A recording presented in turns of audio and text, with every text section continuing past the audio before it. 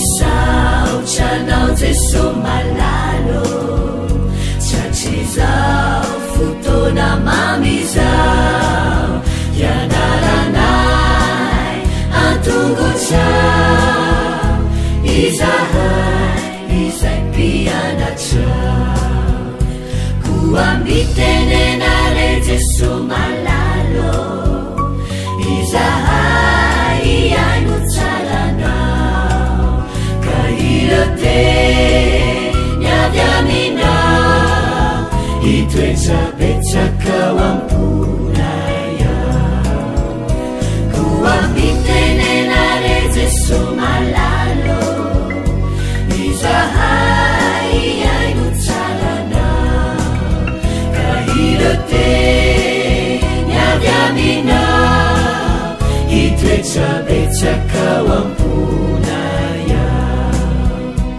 iroteny avy aminao itoetsapetsaka ao amponay ao.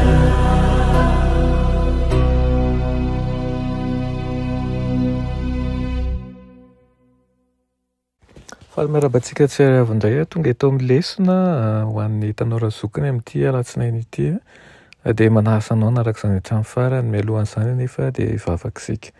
Ny Tompoandriamanitra mbola velom-pisaoranao izay fa mbola menao an'izao fotoana izao indray fa anay mandinga ny teninao. Gataka aminao izay mba hanatrehanao an'izany ka mba hisintomana zava-tsoa indrindra ny aminao ary koa mba mbolenao fa indrena sy fahaizana avy aminao manokana izahay. Fa mitenena rehefa voniko iainanao izahay aminaran'i Jesosy. Amen. Lohateny lesonantsika androany dia manao hoe ny maharay an'Andriamanitra. Maharay an'Andriamanitra. Ambaram-baiboly mazava ireo lafitoetra manan-danja sy mazava momba an'Andriamanitra telo izay iray. Voalohany dia songadininy indray ny mahatokana an'Andriamanitra ao amin'ny testameta taloha sy ny testameta vaovao. Ny mahatokana an'Andriamanitra no mampiavaka ny fivavahana kristiana amin'ireo mpanompo sampy izay mino Andriamanitra maro be. Faharoa dia mazava ny ambaran'ny baiboly momba an'ireo persona ao amin'Andriamanitra telo izay iray amin'ny fampiasana ny mpisolotena manambara fahamarona hoe isika andeha isika hanao isaky ny hanao zavatra Andriamanitra dia ampiasana isika io imbetsaka mihitsy amin'ny ten'Andriamanitra milaza azy. Ndeha isika ohatra morona ny olona tahaka ny endritsika araka ny tarehintsika ary aoka hanjaka hozy izy ireny. Indro ny olona hozy efa tonga tahaka ny anankiray amintsika. Misy an'ireo isika ireo mandrakariva ao koa ilay hoe aoka isika hidina ka eny no hanorokoroantsika ny fiteniny mba tsy hifankahalala teny izy. Ambaran'ny Jesosy mihitsy ao amin'ny Jaona 4:12 fa izay nahita azy ozy izy dia nahita ny ray. Midika izany fa mifanakaiky tokoa izy sy ny ray ka ny fahitana sy ny fandrenesana ny andaniny dia toy ny fahitana sy ny fandrenesana ny ankilany ihany koa. Ny firaisana sy ny maha-olon-droa ao anatin'ny fanambadiana no taratry ny firaisana sy ny maha-persona telo ao amin'Andriamanitra telo izay iray. Inefatra no namerenan'ny testameta vaovao ny teny ao amin'ny Genesis 2:2-4 fa ao amin'ny fanambadiana hozy izy dia ho nofo iray ihany ireo. Ao amin'ny tokantrano sambatra dia tsy misy mamoy ny maha-izy azy ny lahy sy ny vavy fa mikambana izy ireo mba hamorona singa anankiray vaovao. Ny firaisana hety eo amin'ny Jesosy sy ny rainy izay voaresaka ao amin'ny Jaona no fifandraisana tinisy ihany koa eo aminy sy eo amin'ireo mpanaradia azy, eo aminao izany sy eo amiko ary eo amin'ireo mpanaradia sy ny fanahy masina ihany koa.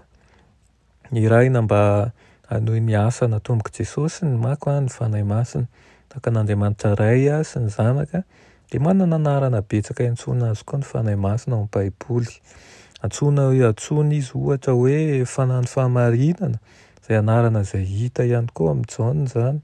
Ary tahaka ny nahatongavan'i Jesosy hitondra ny fahamarinana, ny fanahy koa dia nampanantenana fa hanohy ny asan'ny fahamarinana. Tian'i Jesosy koa raha manana firaisana ety amin'Andriamanitra ray ireo mpanaradia azy. Jaona moa dia manoratra mihitsy ary hoy izy hoe mampanantena ny fiverenan'ny ray manokana ireo izay tia azy. Irino manko ny ara-monina amintsika. Ny Andriamanitra masina no maniry onina ao amin'ny mpanota mety maty tahaka antsika, ary izany no lohahevitra hodiniana sy hodiraintsika mandritra ny mandrakizay, satria be fitiavana tokoa, tena be fitiavana ilay Andriamanitsika. Inoko fa izay lesona ianarantsika androany izay dia anamaforona ao aminao ny maharay an'Andriamanitra. Tsarovo mandrakariva ireo foto-kevitra ireo, indrindra ny filazany matetika ny mametraka ny hoe isika imbetsaka amin'ny soratra masina, dia manambara fa tsy izy tokany irery ihany fa eo ireo ny fanahy masina sy Jesosy Kristy izay miara-miasa amin'ny mandrakariva. Vavaka isika, sotro anao izay rayony amin'izany lesona nomenao anay an'io izany, misaotra mandrakariva fa tena mametraka zavatsoa anay ianao ary miasa ao amin'ny lafim-piainanay rehetra tahaka ny asanao tany amin'ny fotoana taloha. Ianao ihany koa dia miasa amin'ny fotoana izay iainanay izao. Mangataka aminao izay mba hitoetra eo amin'ny tokantrano misy anay ianao, eo amin'ny tontolo misy anay mihitsy ka ny fanainao masina rehefa ny rahanao eo aminay dia mbola angatanay fatratra mba hisehoany amin'ny voninahitra ao. Anaran'i Jesosy, amen.